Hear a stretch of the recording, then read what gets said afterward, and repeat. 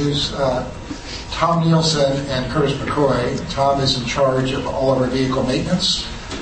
He's the mechanic I'd love to have for my own car, but an expert in much more. So, Tom?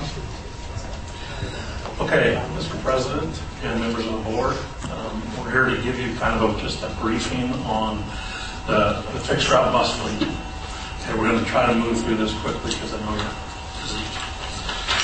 Okay, so Trimet has 600 active buses. Most of those are in the 40-foot configuration. And we've got 26 contingency buses. Now, a contingency bus is an older bus that we've put in semi-retirement, but we keep them available if we have to bring them back into service for emergencies, or if we get some kind of devastating accident to a bus that's going to take it out of commission for 6 to 10 months, and we'll retire it, sort of, and then bring another bus back into service. So most of this evening, or a good portion of it, I'm going to be talking about the age of the fleet. More than half our fleet right now is eligible for replacement under the FTA minimum useful life. And I'll talk a little bit more about that in just a few minutes. 60% of our buses are low floor, and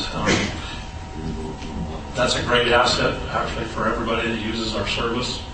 It makes boarding wheelchair passengers much more convenient for everybody. And then it also, for all of our customers, elderly and anybody else, it's a one-step on, a one-step off. So it's a great design. I was happy to see it come out when it did. 75% of our buses are equipped with AC, which is another. We don't have a lot of hot weather, but when we do, we really want that AC. Okay, this is a snapshot kind of our daily weekday service. We have an AM peak. We send out a portion of our fleet. After the peak time, they come back to the shop, about half of them. And then in the afternoon, we sign out for the PM peak. And that's our biggest service demand. 501 buses are required every afternoon for that service. So I said we've had 600 active buses and that we use 501. So what do we do with the rest of them? Okay, that's our spare ratio. That's based and calculated on an FTA standard of 20%. So 20% of 600 is real close to 99. We're actually about 19.6% to get 99 buses. So what do we do with those 99 buses? That's for major maintenance work, our PM inspections, engine overhauls, transmission exchanges, suspension rebuilds. We also use, we may have collision repairs in our body shop that we're working on. It's used for that, and then our just general daily repairs that we have to make. In addition to that, we cover extra service with Rose Festival parades, with the Timbers and the Blazers. We use buses to service or provide bus bridges when we have either a WES disruption or a light rail disruption. So that's where that extra 99 buses is used. We've not had buses in a number of years, and our bus fleet is aging. So under the FTA's funding eligibility, I've already said that 12 years is their minimum useful life.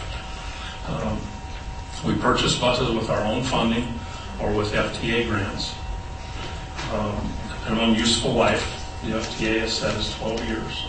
They also came out in 2007 with a study saying that the most cost-effective average life would be 14 to 15 years. Through our own analysis, a lot of work that Curtis has done for us in the last few years, we've determined that our optimum life is 15 to 16 years. This graph represents our bus purchases over the last 10 years. The red bars indicate the years that we purchased buses, and the green line indicates the average age of the fleet. So if you'll see back down in 2002, 2003, 2004, our average age of the fleet was 8 years. And then as we've progressed through the years and not purchased buses, the average age of the fleet has gone up. And to the point now that we're at 12 years.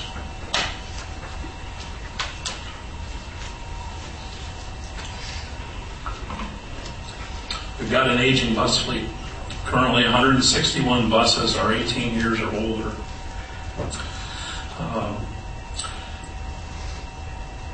Compared to our peers of the 100 largest transit agencies across the country, their average average age is 7.4 years. So we're not quite double that, but we're getting there. The fact is that older buses cost more than twice as much to maintain. To compound this issue, 126 of those 161 buses are Flexible Corporation buses. Flexible went out of business in 1995, 16 years ago, and we're still maintaining those buses. We have a plan, okay? And the plan is to get us the plan is to get us back down to an average age of 8 years. So beginning next year, 2012, which is coming up rapidly, we hope to purchase 55 buses and then 40 buses a year after that.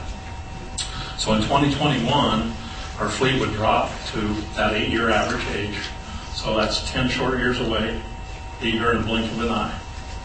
We hope. If we can stay on this course. So why regular bus replacement matters?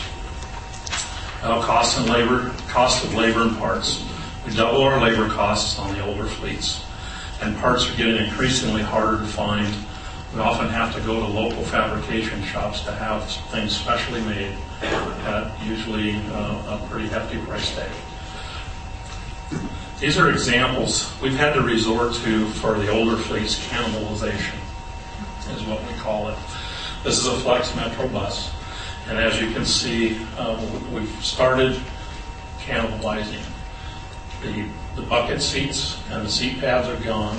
Before we're done with this bus, all of the windows and window frames will be removed, and any other useful parts that we can scavenge off of that.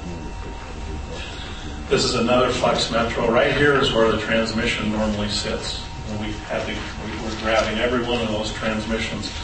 That was a Voith transmission it's called an angle drive.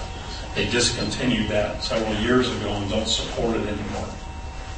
So we're having to take those to get parts to keep the existing ones going. Over here on this other side, there's kind of a cavity there, is where the radiator used to sit. We pull out all the radiators to either have them rebuilt so we can reuse them.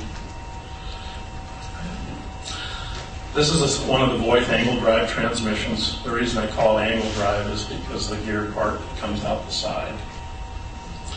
This is one that's going back together. We oftentimes have to cannibalize anywhere from 1 to 3 of these transmissions in order to get enough working parts to keep one operational. And we're slowly losing this battle. As we continue to keep these buses, we're going to run out of these parts.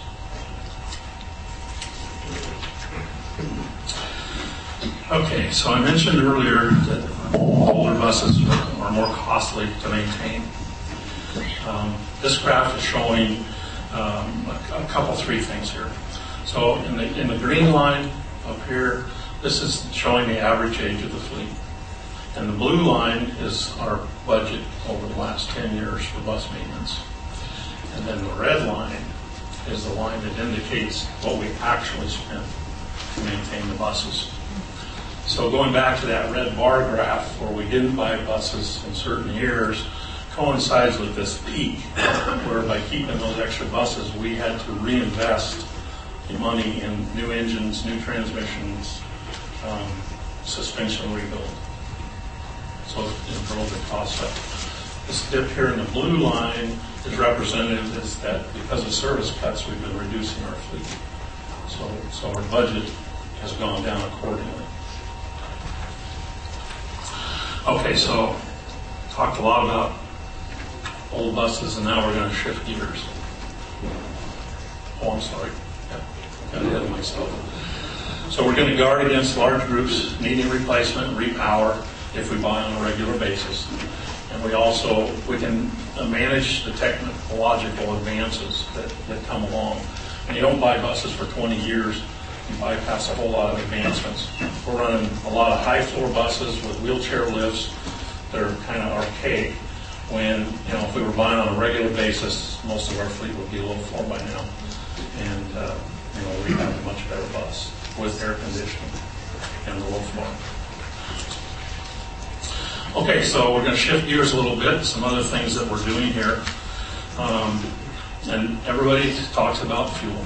Everybody's talking about high price of gas, okay, and we're no different. And we've been watching this for the past several years, fluctuate up and down, but mostly up.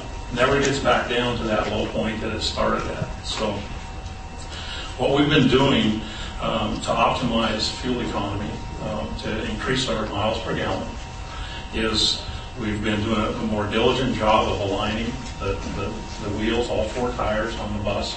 It's all 6. So they're all going down the road in the same direction. Okay, that helps. Okay, then steering geometry. We've made some changes through some vendors who offered some different technology in steering geometry that proved to be successful and improve our fuel mileage. We monitor tire pressures continually, almost on a daily basis. A random portion of the fleet is checked. Most everybody's heard about the NASCAR technology, electric fan cooling systems rather than hydraulic driven. It takes the load, roughly 50 horsepower more off the engine, so we've increased our fuel mileage in that regard. So we've adjusted over time. We've played with shift points in the transmissions to get optimum shift of the bus to get maximum fuel efficiency. Reduced our idling as often as possible. All of that helps.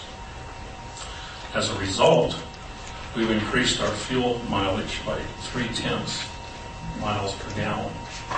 Doesn't seem like a whole lot. 0.3, big deal. Really adds up. Okay? So here's some more statistics. Our fixed route fleet travels 23,600,000 miles a year. Okay? At 0.3 mile per gallon increase, we go through 412, that equates to 412,000 gallons of biodiesel that we save. Okay? Now, based on our current price for biodiesel, $3.25 a gallon, that 0.3 miles per gallon increase equates to $1.3 million a year. So 0.3 is big, and getting bigger, and we're working hard to try to find other ways.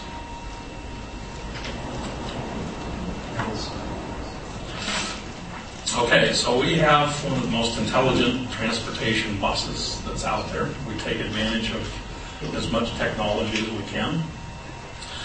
We've got and we're great and well known for our acronyms.